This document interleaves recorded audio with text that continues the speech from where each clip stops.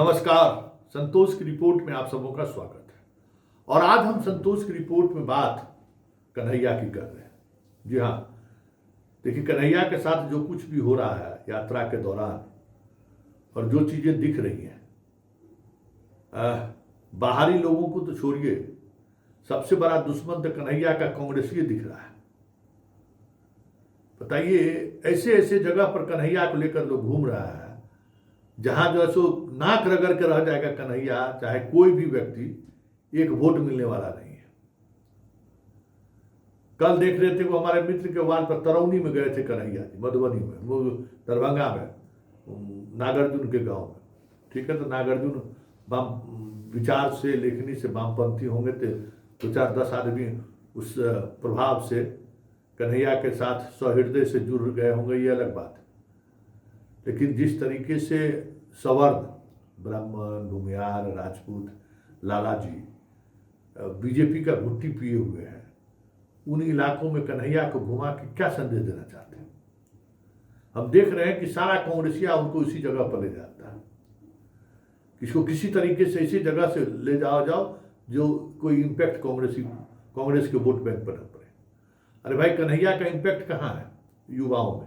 कन्हैया का इम्पैक्ट कहाँ है दलित समाज में? कन्हैया का इम्पैक्ट कहाँ है मुसलमानों के पीछे, मतलब अल्पसंख्यकों के पीछे? तो ज़्यादा से ज़्यादा ऐसे इलाकों से कन्हैया का काफिला निकले, यात्रा निकले, जो इस तरीके का गांव हो। तो पंडित जी के इलाके में घुमा रहे हैं।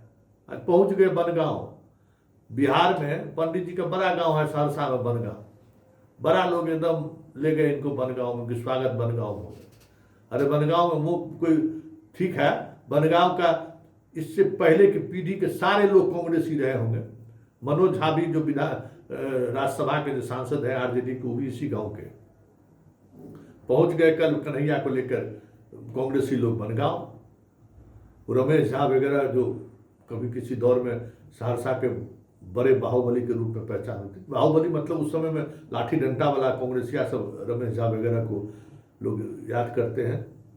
पता नहीं क्या रहे होंगे, लेकिन सहरसा वरसा कभी जाने का मौका मिला तो इन लोगों की चर्चा होती थी कि कांग्रेस जगन्नाथ मिश्रा के कार्यकाल में लोग अतः करते थे, पता नहीं क्या मामला है। लेकिन ठीक है, पहुंच गए लेके बनगांव में। अब बनगांव में जो चले गए तो पता चला कि वहां शुरुआती दौर में हुआ कि कन्हैया का विरोध होना चाहिए। लेकिन चलिए, मंदिर पर गए, अपना भाषण चला, चले गए। कन्हैया के जाने के बाद जो हमने पीछे में जो वीडियो आप देख रहे हैं, मंदिर साफ करते हुए, उसी मंदिर पर कन्हैया का भाषण हुआ था। और आज गांव वाले जो है उसको गंगा जल से सफाई किया। समझिए, अब समझे कि इस मानसिकता में लोग जहां जी रहे हो, जो समाज यहां तक सोचने लगा है कि भाई विरोध का स्वर जहां कहीं से भी निकले, उसके प्रतिकार, उसके विरोध को इस सीमाओं तक पहुंचा देना है, उस समाज से आप क्या उम्मीद कर सकते हैं? ये भक्ति थोड़ी है, ये तो दासत्व है ना। दास मतलब अभी हम, एक दौर था जब हम कांग्रेस के दास थे। कांग्रेस इमरजेंसी किया, बहुत कुछ किया, कोई विरोध नहीं है, हम कांग्रेसी हैं तो हैं। आज सारे वो कांग्रेसी भाजपाई है, तो आज हम भाजपाई हैं तो हैं। मोदी का गलत हो, सही हो, जायज हो, नाजायज हो, कुछ भी हो, मोदी के साथ खड़े रहेंगे। ठीक, जब समाज इस हद तक पहुंच जाता है ना, तो उस समाज को फिर कोई वापस नहीं ला सकता। उसका फिर उस समाज का कोई माँ बाप नहीं हो सकता। उस समाज को डूबने से कोई बचा भी नहीं सकता है। बिहार में जो स्थिति नीतीश और बीजेपी के शासनकाल में सवर्णों का हुआ है, हमें नहीं लगता है कि लालू यादव के शासनकाल में भी सवर्णों के साथ इस तरीके का प्रताड़ना हुआ होगा। प्रताड़ना की हम बात कर रहे हैं, जिस तरीके की प्रताड़ना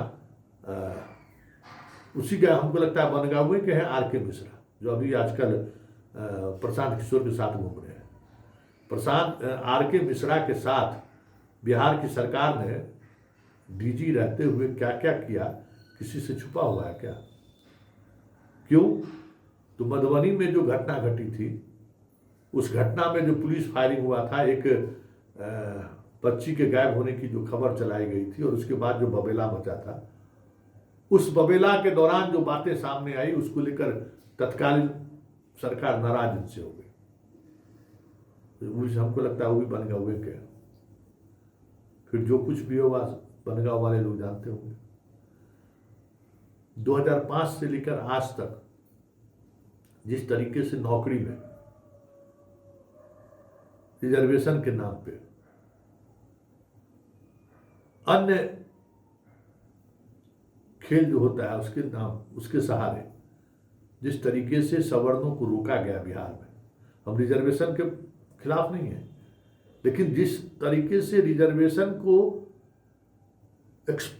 मतलब उस हद तक लागू किया गया जो कानून सम्मत नहीं था। जैसे किसी भी प्रीलिमिनरी हो, प्रीम हो, मेंस हो या इंटरव्यू हो, जब एक बार आप रिजर्वेशन का लाभ ले लिया, कई मुद्दों में कई मामलों में हमने देखा है, तो आप फिर रिजर्वेशन की कैटेगरी में आ गए। लेकिन नीतीश बाबू उसको तोड़ दिए कि नहीं, उसको जनरल में जाने दीजिए। बहुत सारी इस तरीके से जनरल के लोगों को इन्होंने रोकने का काम किया। फिर भी दासत्व का क्या लेवल हो सकता है वो यहाँ देख सकते हैं। तो जहाँ सोच इस तरीके से लगातार नुकसान पहुंचा रही है जो सरकार, आज सदन में भी डोमिसाइल को लेकर जो हंगामा हुआ है और जिस तरीके से क्षतिज आरक्षण की बात हुई है, किसको नुकसान पहुंचाने की कोशिश है? यही पंडित जी सबको ना, और दूसरे को जो गंगा जल से जो सो मंदिर को धो रहा है। तो जब जो समाज इस हद तक चला जाएगा तो तब सामने वाला तो का कॉन्फिडेंस लेवल बढ़ा रहेगा ही ना, अरे कुछ भी कर देंगे, वोट बात हम ही को देगा। और ऐसे समाज में पिछले 10 दिनों से कन्हैया को घुमाया जा रहा है। अब आप सोच लीजिए, इस तरीके के सोच रखने वाले समाज के बीच कन्हैया को घुमाया जा रहा है और इशारा कांग्रेस किया है और कोई दूसरा नहीं है। बनगांव में भाषण देने के बजाय अगर किसी दलित के इलाके में भाषण दिया रहता, मुसलमानों के बीच जाकर वो भाषण दिया रहता, तो उसका जो इम्पैक्ट कांग्रेस पर देखने को मिलता सो बनगांव में मिलेगा। कन्हैया के जाने से जो वोट बनगांव में 10 को मिलने वाला है, तो यही बात है।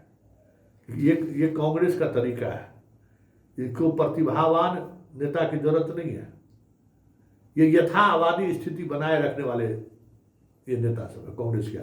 उथल पुथल जा रहा है, अच्छा आ गया है, ये बहुत ऊर्जावान है, चलो इसकी ऊर्जा को इतना न यूज करो, उसके ऊर्जा को इतना न यूज करो कि किसी काम के लायक नहीं रहे।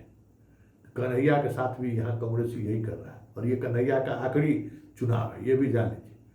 2025 के विधानसभा चुनाव में कांग्रेस अगर बेहतर स्थिति में नहीं आई बिहार में, या फिर कांग्रेस जिस तरीके से आरजेडी से नेगोशिएशन करने की बात कर रही है, उसमें अगर पहले ही वाली स्थिति रही तो समझ जाइए कि कन्हैया का पॉलिटिकल डेथ इसी बिहार में आपको 2025 के विधानसभा चुनाव के परिणाम के बाद देखने को मिले तो कोई बड़ी बात नहीं।